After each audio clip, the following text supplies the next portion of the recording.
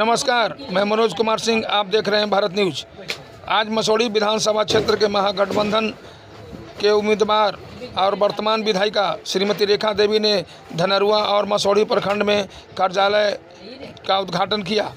उद्घाटन के बाद जनता को संबोधित करते हुए उन्होंने कहा कि जिस तरह से हमने 10 सालों तक जनता की सेवा की है, आगे आने वाले 5 सालों में हमें कीमती वोट देकर जिताएं और फिर वादा करता हूं कि इसी तरह जनता की सेवा करते रहेंगे। क्या कह रहे हैं प्रेस वार्ता में, देखिए एक रिपोर्ट मनोज कुमार सिंह के साथ, एम भारत न्यूज।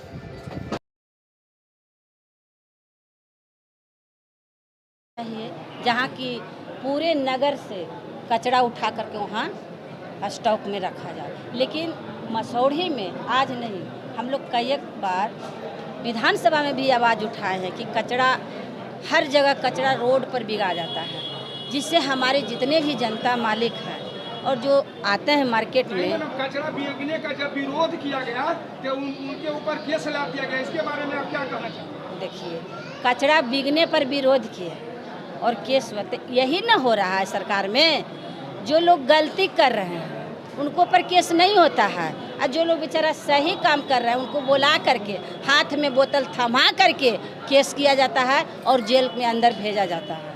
सरकारें आती हैं, सरकारें जाती हैं, बहुत सारे घोषणाएं होती है, चाहे एनडीए की सरकार रही या महागठबंधन की सरकार रही।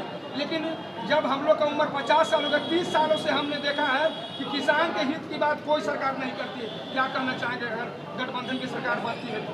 देखिए, 20 साल से तो अभी मुख्यमंत्री नीतीश बाबू थे, जो हमारे किसान भाई को ठगने का काम किए। यानी कि खाद के बोरी में 50 किलो मैंने खाद रहता है, 50 किलो, लेकिन उसको देखा जाए तो 45 निकलता है। तो इसी तरह से बीज बोने के समय में बीज नहीं मिलता है और उस रुपया आता है सरकार की तरफ से, और मार्केट में 350 और 400 के बीच चला जाता है, 800 तक के चला जाता है और समय पर नहीं मिलता।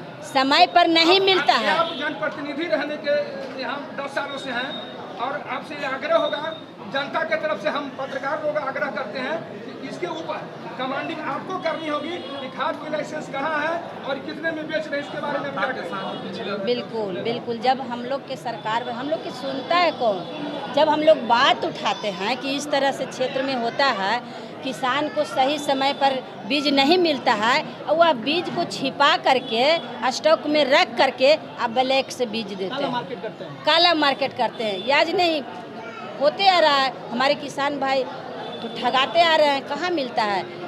जब मसूर लगाने का समय आया तो नहीं मिला। आपकी सरकार बनती है तो सब पर कार्रवाई किया जाएगा? बिल्कुल किया जाएगा। मंच पे कि जो भी लोग दोषी होंगे उस पर कड़ी कार्रवाई की जाएगी। सही बात है, हम लोग के नेता घोषणा कर रहे हैं कि सरकार बनेगी तो हम लोग चुप नहीं बैठेंगे, चाहे तो अपना कोई न हो, लेकिन कार्रवाई करवाएं। जिधर मांझी की सरकार बनी थी 3 या 4 महीने का, तो उन्होंने 5 एकड़ वाले किसानों को बिजली फ्री करने का आदेश दिया था, लेकिन आज तक नहीं लागू हुआ। 125 यूनिट का झुनझुना कराकर एनडीए की सरकार लोगों में वाहवाही लूट रही है, लेकिन वही 125 यूनिट अगर किसानों को अगर होता तो फायदा क्या होता है, बताइए।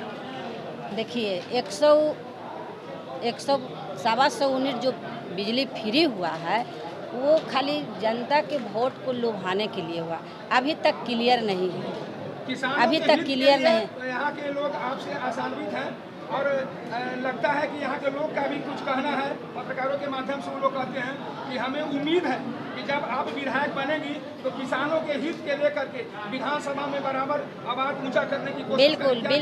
बिल्कुल, जब फिर हमें आशीर्वाद जनता मालिक देगी तो हम लोग विधानसभा में किसान के लिए आवाज़ उठाएंगे।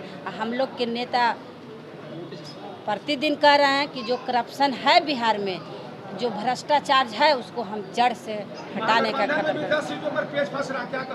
नहीं। महागठबंधन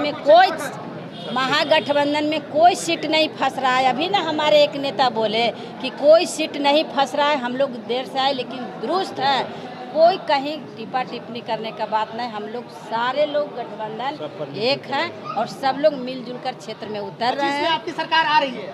बिल्कुल आ रही है, पूरा बिहार तेजस्वी मय है। करप्शन खत्म करना, मसौढ़ी रेखा मय है कि नहीं?